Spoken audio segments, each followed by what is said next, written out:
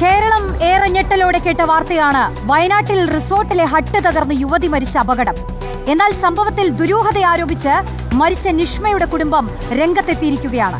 അപകടത്തിൽ നിഷ്മയ്ക്ക് മാത്രമാണ് പരിക്കേറ്റതെന്നും കൂടെയുണ്ടായിരുന്ന 16 പേർക്കും ഒരു പോറൽ പോലും ഏറ്റിട്ടില്ലെന്നും കുടുംബം ആരോപിക്കുന്നു. പ്രത്യേക അന്വേഷണ സംഘത്തെ വെച്ച് അന്വേഷണം നടത്തണമെന്ന് നിഷ്മയുടെ മാതാവ് റിപ്പോർട്ടറിനോട് പറഞ്ഞു. കേൾക്കാം.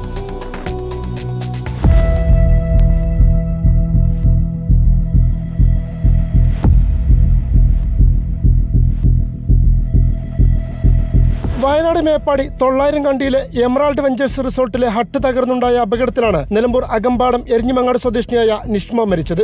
മേക്കപ്പ് ആർട്ടിസ്റ്റായിരുന്ന നിഷ്മ സുഹൃത്തുക്കൾക്കൊപ്പം വയനാട്ടിൽ വിനോദയാത്രയ്ക്ക് എത്തിയപ്പോഴായിരുന്നു അപകടത്തിൽ മരിച്ച നിഷ്മയ്ക്ക് മാത്രമാണ് പരിക്കേറ്റതെന്നും ഹട്ട് തകർന്നു വീണിട്ടും കൂടെ ഉണ്ടായിരുന്ന 16 പേരിൽ ഒരാൾക്കും ഒരു പോറൽ പോലും ഏൽക്കാത്തതിൽ ദുരൂഹതയുണ്ടെന്നുമാണ് കുടുംബത്തിന്റെ ആരോപണം. അവളെ കൂടെ കുറെ ഫ്രണ്ട്സുകളുണ്ട്, പക്ഷെ ആർക്കൊന്നും ആയിട്ട് ഒരു സംഭവിച്ചു. ഒരു ഹട്ടൊക്കെ പൊളിയുമ്പോൾ സ്വാഭാവികമായിട്ടും ആർക്കെങ്കിലും പരിക്കെങ്കിലും ഉണ്ടാവില്ലേ, മോക്ക് മാത്രമാണ് സംഭവിച്ചത്.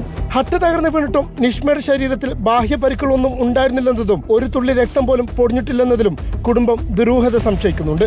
ഈ മരം കൊണ്ടൊക്കെ കെട്ടിയുണ്ടാക്കിയതാണ്. അത് പൊളിഞ്ഞു ചാടുമ്പോൾ എന്തായാലും മരം ഒന്നായിട്ട് ഒരേ ലെവലിൽ വന്ന് ചാടില്ല. അത് കുത്തിയും കുളഞ്ഞൊക്കെ മേത്ത് ശരീരത്തിൽ മുറിവുകൾ ഉണ്ടാവുമല്ലോ, അങ്ങനത്തെ ഒന്നും ഉണ്ടായിട്ടില്ല. ഒരു തുള്ളി രക്തം പോലും പൊടിഞ്ഞിട്ടില്ല. അപ്പോൾ ഇത്രയും വലിയൊരു സംഗതി മേത്ത് വന്ന് പൊളിഞ്ഞു ചാടിയിട്ട് വേറെ ആർക്കും സംഭവിക്കാതെ നമ്മളെ കുട്ടിക്കും തന്നെ ശരീരത്തിൽ നമുക്ക് കാണത്തക്ക മുറിവുകളൊന്നും ഇല്ലാതെ എന്താണ് സംഭവിച്ചത് നമുക്ക് അറിയില്ല. അപ്പോൾ അതിനൊരു വ്യക്തത നമുക്ക് കിട്ടണം.